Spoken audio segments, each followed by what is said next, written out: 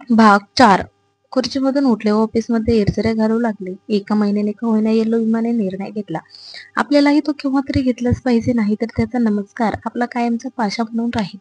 आपण त्याला जन्मठेपेला पाठवला, पण कुस्ती म्हणून हसून हरोडक्या हातांच्या नुसत्या हालचाली तो जाता जाता आपल्याला जन्मठेप देऊन जाईल. त्याच्या इरझऱ्या वाढल्यावर डोक्यात तापलेल्या तारांची गुंतावर फिरू लागली. इतक्यात रामा त्यांना बोलवायला आला. त्याचा किंचित बेफिकीर आवाज ऐकून ते संतापले. बराय, तू निघ इथून. ते खेकसले. तुलाही सारे माहीत आहे. मला माहीत आहे हे देखील, म्हणून हा उर्मटपणा येतो आवाजात. पाठ फुटेपर्यंत फोडून काढले पाहिजे. हरामखोराला रामाक्षणभर खेळल्यासारखं झाला, पण काय केले हे त्याला समजेना. पण तो लगबगीने बाहेर आला व ओघातच बडके झटकू लागला. दादासाहेब जेवणासाठी मधल्या सोप्यावर आले. त्यावेळी माई आधीच टेबलाशी बसल्या होत्या. डॉक्टर निग्रेटांचा सुगंध हुंगीत कोपऱ्यातील टेबलावर असलेल्या चोंडीचा वेगळा घालून हात उमळून टाकणाऱ्या हत्तीच्या आकृतीकडेच पाहत होते. दादासाहेबांनी खुर्ची ओढली व ते बसले. माईंनी आपल्या भुवया उंचवल्या व आपली नापसंती त्यांना कळावी म्हणून त्या बराच वेळ तशाच ठेवल्या.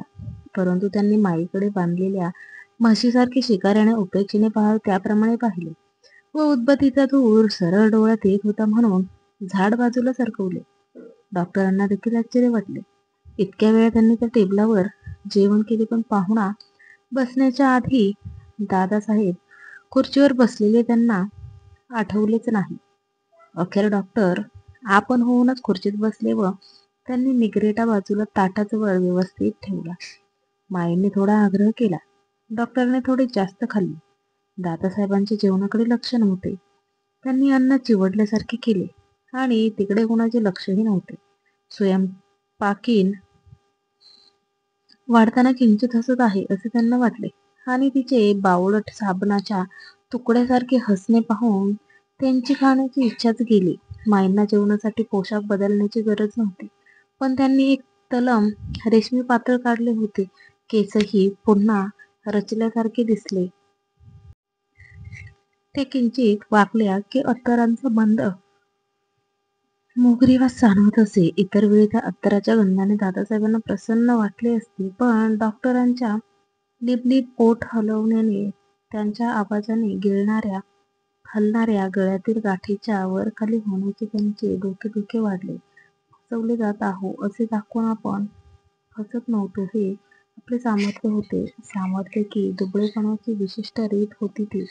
आणि साराबोर वेल लालसर चेहऱ्याचा हा डॉक्टर आपल्यापेक्षाही एक धागा जास्त घेऊन आपल्याला कोजाळ्यात कोंडत होता. ते ओलसर ओठ दुमडून आपली असहाय्यता पाहत होता. आपले मंत्रणाम शत्रूला समजल्याप्रमाणे दादासाहेबांचे सामर्थ्यच ओसरले आणि त्यांना दुबळे व चिडल्यासारखे वाटू लागले. त्यांना तिथे बसलेला डॉक्टर कोणत्या तरी सिनेमाचे कथानक सांगत होते. माई टेबलावर हात टेकून कौतुकाने ऐकत होत्या. नवरा मंदपणे हलत होता. स्वयंपाकीन हसत होती.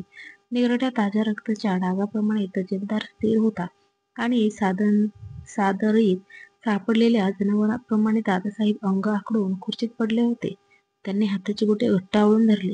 त्यात त्यांनी डॉक्टरांचा गळा पकडला व तो पिळून सावकाश फिरवला. त्यांचा आवाज घरघरून थांबल्यासारखा झाल्यावर ते टेबलावरून उठले. जेवणानंतर डॉक्टर उठले व जायला निघाले. दादासाहेब बाहेर खिडकीपाशी उभे होते व पितळी भांड्यातील वरील धूळ टिचकीने उडवीत होते. त्यांचे मन आता पूर्ण ताणले होते. त्यांनी आयुष्याला एक प्रश्न विचारला होता, ते उत्तराची वाट पाहत उभे होते. आता निकालाची वेळ होती आणि येलो भीमाप्रमाणे ते पिंजऱ्यात उभे होते. माई बाहेर आल्या व त्यांनी सुवासिक सुपारीचे सफरचंद डॉक्टरांपुढे धरले. त्यांनी नाजूक चिमूट घेतली व ते दादासाहेबांजवळ आले. पुन्हा काँग्रेस दादासाहेब. दररोज मी जेवायला यावं, इतकं यश यावं तुमच्या वाट्याला, ते म्हणाले व थरथरणारा हात त्यांनी पुढे केला. दादासाहेबांनी सवयीप्रमाणे थँक्स म्हटले, पण त्या हाताला स्पर्श केला नाही.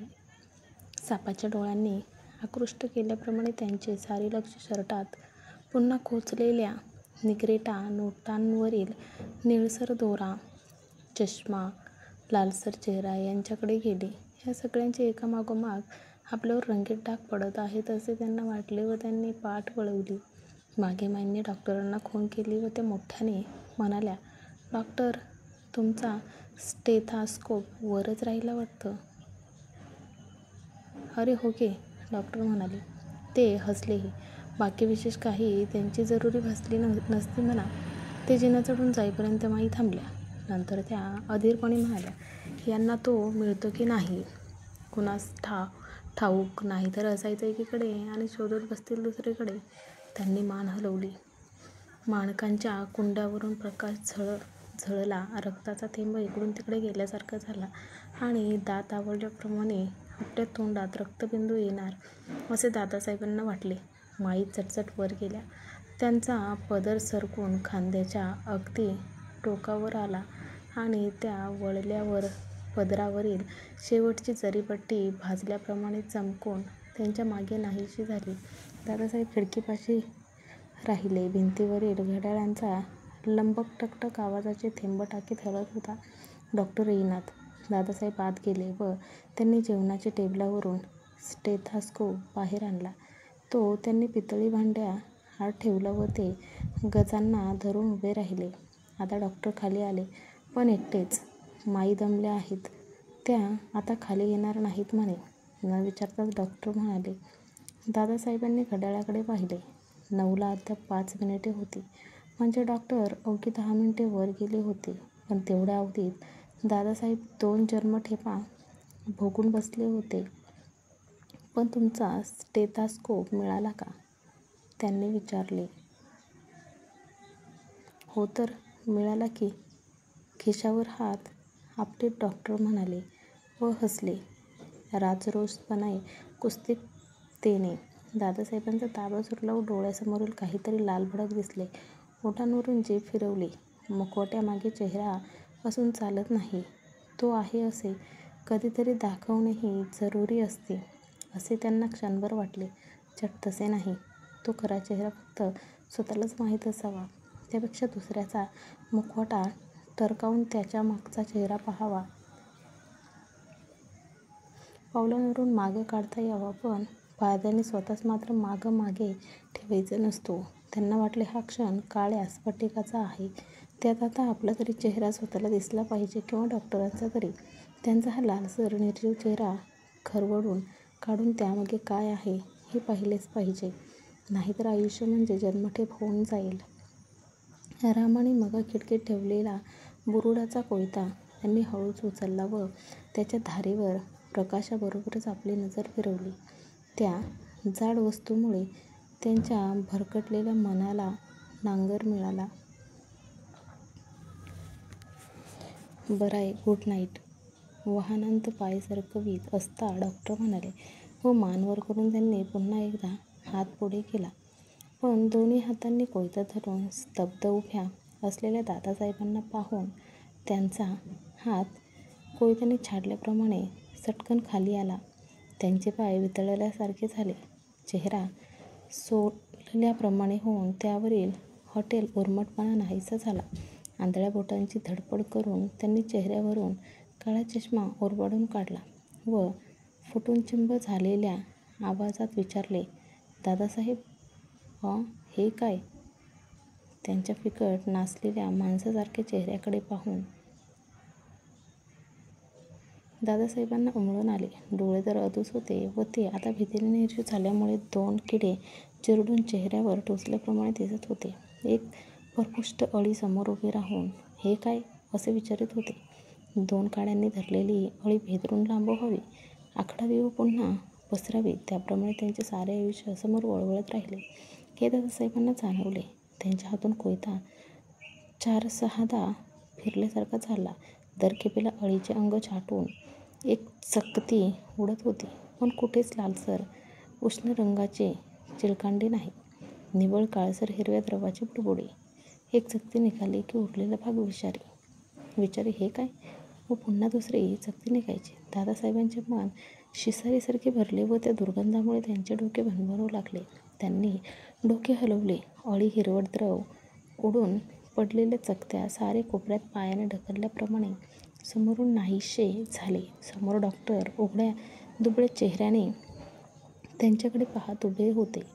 याला मारायचे, याला शिक्षा देऊन त्यावर आपल्या आयुष्याचा डोलारा उभा करायचा. त्यांना वाटले, म्हणावे, जा, चालता हो, माईला घेऊन जा, निळसर दोऱ्यांनी बांधलेल्या आणख्या नोटा घेऊन जा. तुला शिक्षा कसली? शिक्षेला सोडायला माणूस बरोबरीचा हवा. आत्ता तुझं सारं आयुष्य उलटीप्रमाणे गळ्यापर्यंत आलं. भीतीमुळे चोरटे सुख नासून गेले. तुझ्यावर कसलं सूड? पण मुखवट्यामागचा तो चेहरा पाहून दादासाहेबांचा सारा आत्मविश्वास परत आला. एका फटकार्याने त्यांनी भोवती ओरडत हिणवलं. हिंडणारी सारी श्वापदे पुन्हा जाळ्यात पकडली. ते एकदम नम्र झाले व सौजन्याने हसले. आय एम सॉरी डॉक्टर, ते म्हणाले. काही विशेष नाही. बोर्डाचा कोयता इथं खिडकीत होता. तिथून तो कुणाच्या तरी पायावर पडेल म्हणून मी खाली जमिनीवर ठेवणार होतो. दादासाहेब खाली वाकले. डॉक्टरांच्या छातीवरून पडलेला निगरेटा त्यांनी उचलला व तो आदमीने डॉक्टरांपुढे धरला. हे तुमचं फूल खाली पडलं होतं. डॉक्टर लगबगीने निघून गेले. दादासाहेबांनी एक दिवा घालवला व अद्याप सुधीर येणार असल्यामुळे दुसरा तसाच ठेवून ते ऑफिसमध्ये आले. पारध्याचा दिवस संपला होता.